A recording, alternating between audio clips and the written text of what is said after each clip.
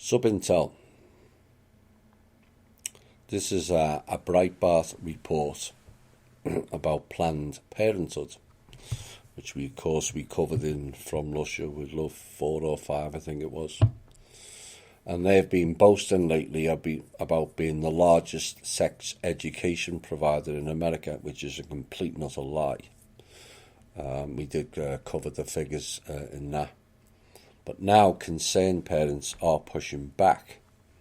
And in September in Minnesota, hundreds of parents rallied against a new sex education proposal that is being considered in their state. And State House File 1414 would require that comprehensive sex education be taught in all pre-kindergarten through 12th grade public and charter schools in the state, according to the report anyway. And concerned parents said with the Child Protection League said the proposed curriculum encourages early sexual exploration in graphic detail and uses porn-like images to teach children as young as 10 that consensual sex is perfectly normal. It also allows representatives of the Planned Parenthood abortion chain to teach children in their classrooms, the group said. CSC, Comprehensive Sex Education, grooms children for early sexual activity, making them vulnerable targets for sexual abuse, experimentation and also trafficking.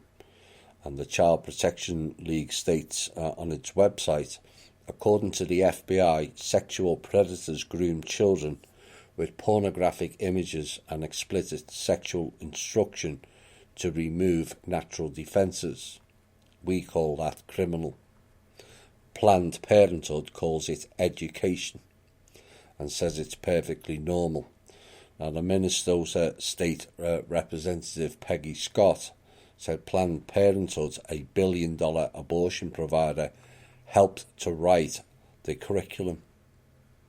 So members of the public need to understand that Planned Parenthood, which is a very controversial organisation, is putting forth its agenda into our public schools, she said, and a number of concerned politicians and parents spoke during the rally in late September on the state capitol steps, advocating against the controversial sex education bill. Now, according to the Child Protection League, which organised the rally, one of the more disturbing materials is a book for 4th graders called It's Perfectly Normal, which is recommended by Planned Parenthood for the children, according to the group, even though it includes graphic descriptions of sex. The book describes sexual intercourse as having sex that can involve the penis and the vagina, or the mouth and the genitals, or the penis and the anus, according to the report. And Minnesota is not alone in complaining.